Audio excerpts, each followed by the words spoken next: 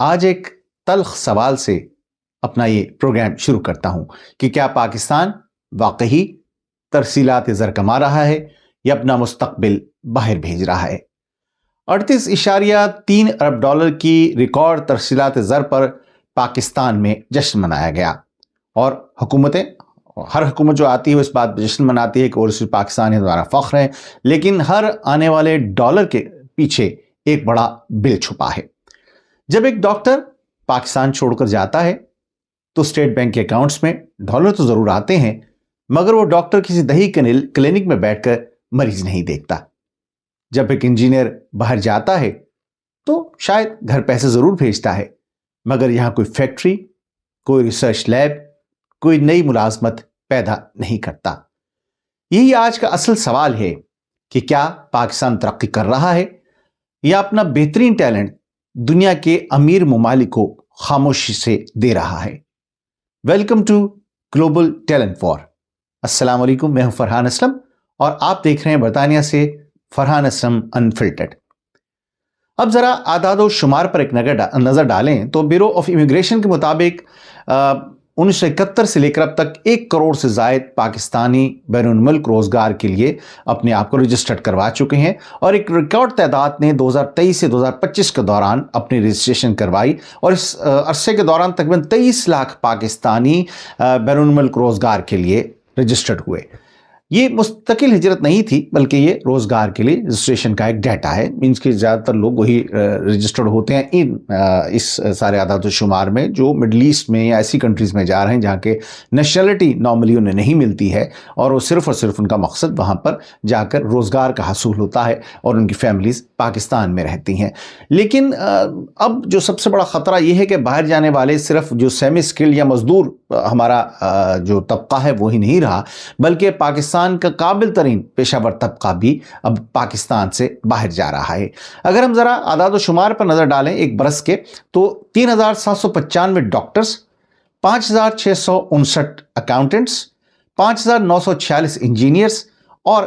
1640 nurses اور 1725 اساتذہ صرف 2025 میں پاکستان سے باہر چلے گئے۔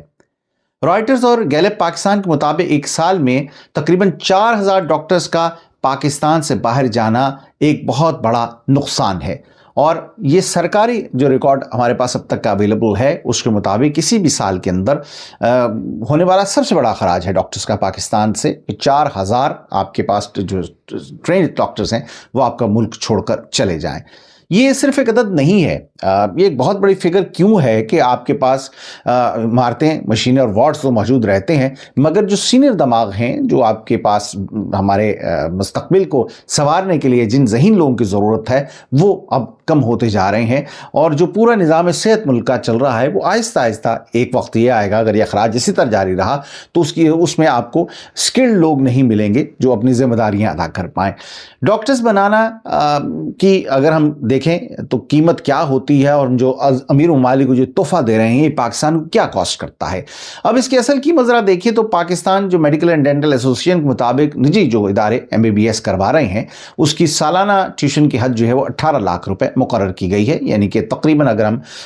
پورا جو ان کی 5 سال کی تعلیم ہے اس کی ٹیوشن ہی اگر فیس نکال لیں تو وہ تقریباً 90 لاکھ روپے بنتی ہے، اور دیگر اخراجات بھی اگر 5 برسوں میں جو اسٹوڈنٹ پر ہوتے ہیں سو کم از کم ایک خاندان ایک پرائیویٹ کالج میں یا پرائیویٹ یونیورسٹی میں اپنے بچے کو پڑھانے کے لیے 1 کروڑ روپے خرچ کرتا ہے، یعنی کہ ایک MBBS ڈاکٹر منیمم ہمارے اکانومی کو 1 کروڑ روپے میں پڑتا ہے۔ یہ تو پرائیویٹ کالجز کی بات ہو رہی تھی، لیکن جو گورنمنٹ کی جو پبلک میڈیکل کالجز ہیں وہاں پہ طالب علم اس کے مقابلے میں بہت کم فیس دیتے ہیں، اور اس کی اصل لاگت جو ہے وہ عوام کے ٹیکس اور ریاستی جو سبسڈی ہے اس سے پوری کی جاتی ہے۔ Pakistan institute of development economist جو ہے ان کے مطابق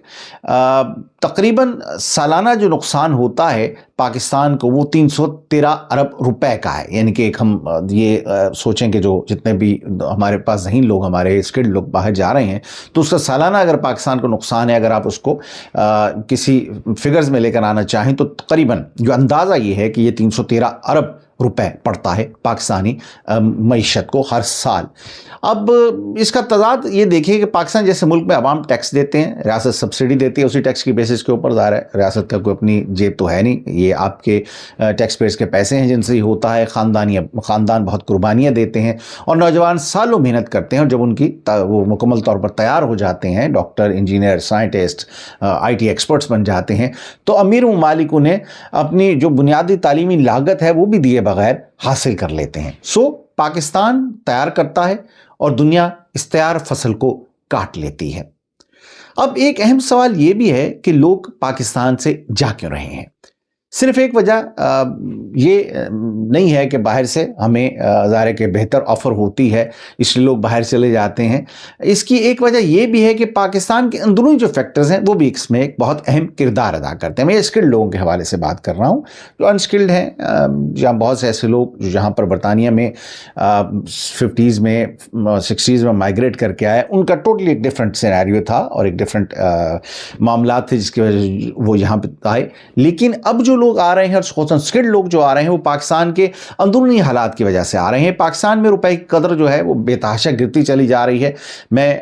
जब पढ़ने के लिए पहली बार बरतानिया आया था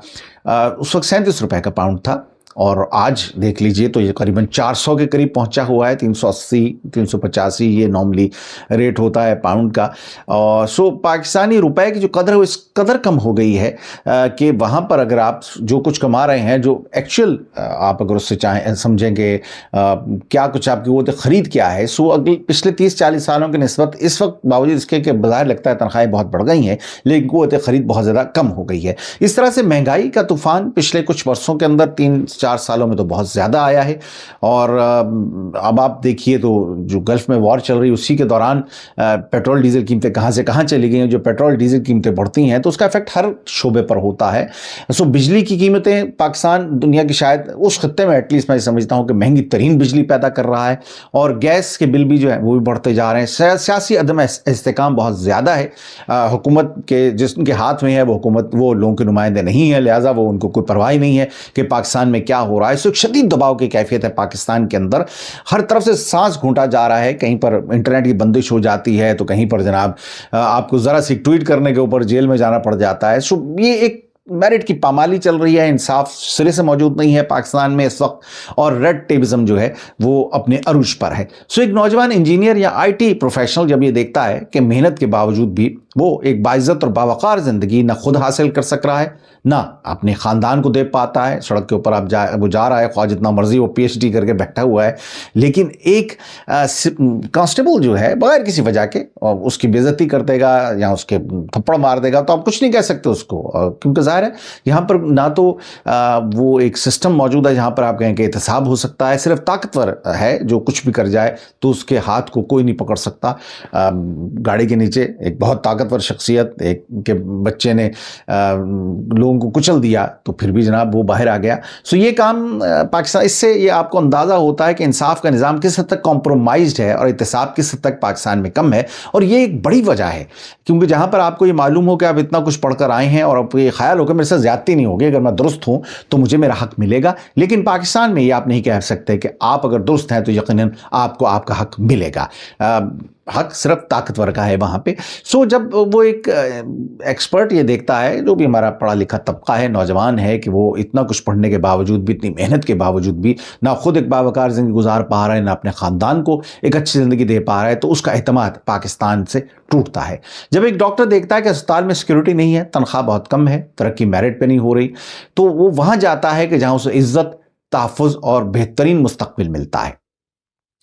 दूसरी तरफ तरक्की याफ्ता ममालिक का एक पुल फैक्टर है। पाकिस्तान में जो हमारा अपना एक सिस्टम की जो नकाइस हैं और जो पिछले 3-4-5 वर्षों में तो बहुत ज़्यादा हो गए हैं, उसकी तरफ आप तरक्की याफ्ता ममालिक में देखिए तो वहाँ का भी एक पुल फैक्टर जो मैंने अर्ज़ किया है कि वो है कि वहाँ अट्रैक्शन है। कनाडा, जर्मनी, ब्रिटेन, जापान, ये वो ममालिक हैं और बहुत सारे दीगर ऐसे ममालिक भी जहाँ पर जो मुल्क की आबादी है वो अब बूढ़ी होती जा रही है, मीन्स के 50+ लोग ज़्यादा हैं। पाकिस्तान में अल्हम्दुलिल्लाह 30 से नीचे के नौजवान हमारे माशाल्लाह बहुत ज़्यादा हैं, बहुत सहीन हैं, लेकिन इन ममालिक के अंदर अब आबादी عمر رسیدہ ہو چکی ہے اور یقیناً ان کے پاس باوجود اس کے کہ ہر قسم کی ٹیکنالوجی موجود ہے، ہسپتال ہیں، صنعت ہے، لیکن ینگسٹرز موجود نہیں ہیں اور خصوصاً سکلڈ لوگ موجود نہیں ہیں ان کے پاس کہ جو اس سارے نظام کو چلائیں۔ سو اس لیے بہت سے ممالک جو ہیں وہ مختلف پروگرامز کے ذریعے آپ کو دیگر لوگ جو بھی سکلڈ لوگ ہیں دنیا بھر سے انہیں یہ ایک لالچ دیتے ہیں کہ اگر آپ ہمارے ملک میں آئیں گے تو ہم آپ کو یہاں نیشنلٹی دیں گے یا اتنے برس کے اندر آپ کو یہ نیشنلٹی مل جائے گی۔ برطانیہ میں تقریباً نیشنلٹیز اب جو ورک ویزا ہے یا یہاں پر امیگریشن کا جو دینے کا ایک سسٹم تھا اس کو مکمل طور پر اب بند کر دیا گیا ہے، تقریباً بہت مشکل ہو گیا ہے۔ سو 40,000 پاؤنڈ سے پلس اگر میرا جہاں تک مجھے پتا ہے اگر آپ سیلری کسی بھی جاب میں آپ کو مل رہی ہے تو آپ پھر ایلیجبل ہیں ورک ویزے کے لیے یہاں پہ، ادروائز اب ورک ویزا بھی نہیں دیا جاتا ہے۔ سو اس طرح سے مقصد اس کا صرف یہ ہے کہ وہی جو بہت ہائیلی اسکلڈ لوگ ہیں، کیونکہ ایوریج یہاں تنخواہ 28-30 ہزار پاؤنڈ سے سٹارٹ ہوتی ہے جب کوئی فریش گریجویٹ ہے، سو 40,000 تک پہنچتے تو صرف 10-15-20 سال لگ جاتے ہیں، یہ ایوریج کی میں بات کر رہا ہوں۔ سو اگر کوئی اسکلڈ آدمی 40 یا 50 یا 60 ہزار پاؤنڈ لے رہا ہے، سو اٹ مینس کہ وہ اپنے شعبے کا بہت ماہر ہے اور اسی کو یہ چاہتے ہیں کہ وہ ان کے ملک میں آئے تاکہ ان کے ملک کی ترقی میں اپنا وہ کردار ادا کرے۔ اب برین ڈرین جو ہے وہ صرف ایئرپورٹ سے نہیں ہوتا، ایک پوشیدہ برین ڈرین یہ بھی ہے کہ جو نوجوان پاکستان میں رہ کر کام کرنا چاہتے ہیں انہیں بھی کام کرنے کا موقع نہیں ملتا۔ خصوصاً میں انٹرنیٹ کی بندش کی یہاں پر ذکر دوبارہ ضرور کرنا چاہوں گا، جو ڈیجیٹل گھٹن ہے، انٹرنیٹ بند ہے، اس نے بھی انہیں بہت مایوس کیا ہے۔ پاکستان چوتھے نمبر پر تھا ایک وقت میں فری لانسنگ کے اندر اور فری لانسنگ مراکز میں شامل رہا، اور ہمارے نوجوان گھروں میں بیٹھ کر ڈالرز کما رہے تھے۔ ظاہر ہے وہاں سے جو پیسے تھوڑے بھی اگر آتے تھے تو پاکستانی کرنسی کی قدر کم ہونے کی وجہ سے اچھی خاصی رقم بن جاتی تھی کہ وہ بہت اپنے بہترین طریقے سے اپنا گزارا کر سکتے تھے۔ مگر جب انٹرنیٹ بار بار بند ہوا پچھلے 4 برسوں کے دوران عوام کی آواز کو دبانے کے لیے، اور وی پی این پر کریک ڈاؤن ہوا اور پھر کلائنٹس کو ظاہر ہے کہ اگر آپ ٹائم پر کوئی چیز ڈیلیور نہیں کر پاتے تو پھر فری لانسرز کے ہاتھ سے وہ بزنس نکل جاتا ہے، وہ کام کہ جس کے لیے انہوں نے شاید برسوں لگائے ہیں ایک اپنی ساکھ بنانے کے لیے مارکیٹ میں، وہ ساکھ دنوں میں اور ہفتوں میں ختم ہو جاتی ہے۔ پاشا جو انٹرنیٹ سے ریلیٹڈ جو آرگنائزیشن ہے انہوں نے یہ خبردار کیا کہ نیشنل فائر وال لگائی گئی ہے، اس کی وجہ سے $300 ملین تک کا نقصان ہوا ہے، اور یہ تعطل انڈسٹری کے لیے بہت زیادہ مستقبل کے لیے بہت زیادہ نقصان دہ ہو سکتا ہے۔ سو نوجوان مغرب شوق سے نہیں بھاگ رہا، اس میں یعنی کہ ایک طبقہ ایسا بھی ہے وہ اس مجبوری میں جا رہا ہے، اس ڈیجیٹل گھٹن سے جان چھڑانا چاہ رہا ہے۔ سو اس سارے معاملے کو کیسے تبدیل کیا جا سکتا ہے؟ یہ برین ڈرین، برین گین کیسے بن سکتا ہے؟ دنیائی مسئلہ صرف پاکستان کے ساتھ نہیں ہے، چین، بھارت، تائیوان اور کوریا کو بھی ایک وقت میں اس مسئلے کا بہت زیادہ سامنا تھا، مگر بعد میں ان ممالک نے کوشش کر کے اپنے ملک کا ماحول بدلا۔ تائیوان کی اگر میں مثال دوں تو سیمی کنڈکٹر کا انقلاب جو تائیوان میں آیا تھا، یہ بیرون ملک ان کے جو تائیوانی ایکسپرٹس تھے انہوں نے اس میں ایک بڑا کردار ادا کیا، اور جو اس تائیوان کی جو پالیسی تھی اپنی صنعت کی، اس نے بڑا اہم کردار ادا کیا، جس کی وجہ سے وہ جو ایکسپرٹس تھے وہ باہر واپس تائیوان آئے، اور تائیوان اب کہیں سے کہیں پہنچ گئے اکانومی کے حساب سے بات کی جائے تو۔ اس طرح سے بھارت کے بنگلور کے آئی ٹی ہب کی ترقی میں بھی جو بیرون ملک بیٹھے ہوئے انڈینز بیٹھے تھے اپنا ایکسپرٹس سے شعبے کے، وہ واپس آئے، اور پھر ان کے ساتھ کیونکہ بہت سارے ایسے تھے جو عالمی ٹیک کمپنیز میں کام کر رہے تھے، وہ کانٹیکٹ بھی اپنے ساتھ لے کر آئے، تو ان کی مشترکہ کاوش یعنی کہ ماہرین اور عالمی ٹیک کمپنیز کاوشوں سے وہاں پر ایک آئی ٹی کا ایک انقلاب آ گیا۔ سو پاکستان کو بھی کچھ ایسا ہی کرنا ہوگا۔ پہلے تو ڈاکٹرز کو عزت دینا ہوگی، سیکیورٹی بہتر، تنخواہ اور میرٹ پر ترقی دینا ہوگی، صرف ڈاکٹرز نہیں بلکہ میں سمجھتا ہوں ہر شعبے میں ہر شخص کو جو بھی پروفیشنل ہے اس کو اس کی جو جائز رسپیکٹ ہے وہ آپ کو ضرور دینی چاہیے۔ اور انجینئرز کے لیے ہمیں مینوفیکچرنگ ریسرچ اور انڈسٹری بنانی ہوگی جو انفارچونیٹلی ہمارے یہاں نہیں ہے، اور اسی طرح سے آئی ٹی سیکٹر کے لیے ہمیں ایک تسلسل رکھنا ہوگا پالیسیز کے اندر۔ یہ نہیں ہو سکتا کہ آپ ایک دن ایک پالیسی بنائیے 6 مہینے بعد بدل دیں، کوئی بھی بزنس اسٹیبلش ہونے میں وقت لگتا ہے، سالوں لگتے ہیں۔ سو اگر ایک پالیسی کنسسٹنسی نہیں ہے، اس میں مستقل مزاجی نہیں ہے، تو پھر انویسٹر کے لیے یہ طے کرنا بڑا مشکل ہے کہ وہ اس شعبے میں پیسہ لگائے کہ نہ لگائے۔ سو کوئی بھی نقصان والی سرمایہ کاری نہیں کرنا چاہتا، اور کوئی بھی شخص ایسی جگہ پر نہیں رہنا چاہتا جہاں پر اس کا مستقبل غیر یقینی ہو۔ سو اگر اسے پہلی فرصت میں کوئی بہتر اپرچونٹی کسی اور ملک میں ملتی ہے تو اس ملک میں چلا جاتا ہے۔ اس کا نقصان ایک بہت لانگ ٹرم لاس ہے جو کہ پاکستان کو اس سے فیس کرنا پڑ رہا ہے۔ پاکستانی اکانومی کی ترقی میں یہ صرف جو ایک 30-38 بلین ڈالرز آتے ہیں ہم بڑا خوش ہوتے ہیں، لیکن $38 بلین کمانے والے جو ایک ان میں جو ایکسپرٹس ہیں اگر وہ پاکستان میں آ کے کام کریں تو میں سمجھتا ہوں کہ پاکستان اس سے کہیں زیادہ پیسے بنا سکتا ہے. اگر آپ کے ملک کی اپنی انڈسٹری مستحکم ہوتی ہے, نئی ایجادات آپ کے اپنے لوگ کرتے ہیں, تو پھر پاکستان کہیں کا کہیں پہنچ سکتا ہے. اب اوورسیز پاکستانیز کو میں سمجھتا ہوں کہ ایک مستحکم پالیسی ضرور بنانی چاہیے, اور ان کو صرف ایک ترسیلات ریزرو بھیجنے والی مشین نہ سمجھیے. انہیں ریسرچ, سرمایہ کاری, میڈیسن اور ٹیک پارٹنرشپس کے ذریعے پاکستان سے جوڑیے, یہ بڑا ضروری ہے. عالم بینک کے صدر اجے بنگا نے خبردار کیا تھا کہ پاکستان کو اپنے نوجوانوں کے ایک اثاثہ بنانے کے لیے, کیونکہ جیسے میں نے عرض کیا کہ ینگسٹرز ہمارے یہاں بلو 60% تک یہ تعداد ہے, سو اگر ہم چاہتے ہیں کہ وہ پاکستان کے لیے ایک اثاثہ بنے تو اگلے 10 سال کے اندر ہمیں 25 سے 30 ملین نوکریاں پاکستان میں پیدا کرنی ہوگی. یہ ہدف ہوگا لیکن یہ ہدف قومی بقا کا ہدف ہے. اگر ہم یہ نہیں کریں گے تو ظاہر ہے کہ وہ بچے جو اپنی تعلیم حاصل کر رہے ہیں, اگر ان کو باہر جانے کا موقع ملے گا تو چلے جائیں گے. آپ دیکھیے اس وقت نیوزی لینڈ, آسٹریلیا, بہت زیادہ انہوں نے اٹریکٹیو قسم کی آپشنز دی ہوئے ہیں. یورپ میں چند ایک ایسے ممالک ہیں جہاں پر بہت زیادہ اٹریکٹیو آپ کو انسینٹیوز دیے گئے ہیں, خصوصاً نوجوانوں کے لیے, کہ وہ آئیں اور ان کے ملک میں سیٹل ہوں. اور ظاہر ہے کہ وہاں پر ایک سسٹم ہے, کسی کے ساتھ زیادتی نارملی نہیں ہوتی, ایک نظام کے تحت کام ہوتا ہے, اور اگر آپ اس نظام کے اندر رہ کر کام کرتے ہیں تو آپ کو اس کا بینیفٹ بھی ملتا ہے. نوکریاں اعتماد سے بنتی ہیں, اصل مقابلہ عمارتوں, سڑکوں اور اعلانات کا نہیں ہوتا. کتنی آپ نے برجز بنا دی ہیں, کتنی لمبی سڑکیں بن گئی ہیں, ضروری ہیں, لیکن اعتماد جب تک نوجوان کو اپنے ملک پر, اپنی ملک کی حکومت پر, ان کی پالیسیز پر نہیں ہوتا ہے, اس وقت تک میں سمجھتا ہوں کہ ملک ترقی نہیں کر سکتا ہے. جو ملک اپنے قابل لوگوں کو میرٹ, تحفظ, آزادی, عزت اور مواقع دے گا, وہی 21ویں صدی کی معاشی جنگ جیتے گا. پاکستان کا بحران یہ نہیں ہے کہ لوگ باہر کیوں جا رہے ہیں, اصل بحران یہ ہے کہ پاکستان اپنے قابل ترین لوگوں کو پاکستان میں رکنے کی کوئی مضبوط وجہ نہیں دے پا رہا ہے. جب ڈاکٹر کو عزت نہیں ملتی, انجینئر کو انڈسٹری نہیں ملتی, IT ایکسپرٹ کو مستحکم انٹرنیٹ نہیں ملتا, ایک استاد کو وقار نہیں ملتا, اور نوجوان کو میرٹ نہیں ملتا, تو پاسپورٹ صرف سفری دستاویزات نہیں رہتا بلکہ بقا کا ایک رستہ بن جاتا ہے. ترسیدہ زر پاکستان کو عارضی سہارا تو ضرور دے سکتی ہیں, مگر قومیں ڈالر سے نہیں ٹیلنٹ سے بنتی ہیں. اگر پاکستان کی سب سے بڑی ایکسپورٹ اس کے پڑھے لکھے لوگ بن جائیں تو یہ ترقی نہیں, یہ قومی ناکامی کا خاموش اعلان ہے. آج کا سوال بھی یہی ہے آپ سے میرا کہ کیا پاکستان اپنے دماغ بچائے گا یا صرف ان کی بھیجی ہوئی رقم ہی آئندہ مستقبل میں بھی گنتا رہے گا؟ اپنی رائے کمنٹس میں ضرور دیجیے. ویڈیو پسند آئی تو براہ مہربانی سے لائک کیجیے, اور چینل کو اگر آپ نے اب تک سبسکرائب نہیں کیا ہے تو میری گزارش ہے کہ سبسکرائب ضرور کیجیے گا, اور اپنے عزیز و اقربا دوستوں کے ساتھ بھی شیئر کیجیے گا اگر آپ کو میرا یہ پروگرام پسند آیا ہے. میں ہوں فرحان اسلم,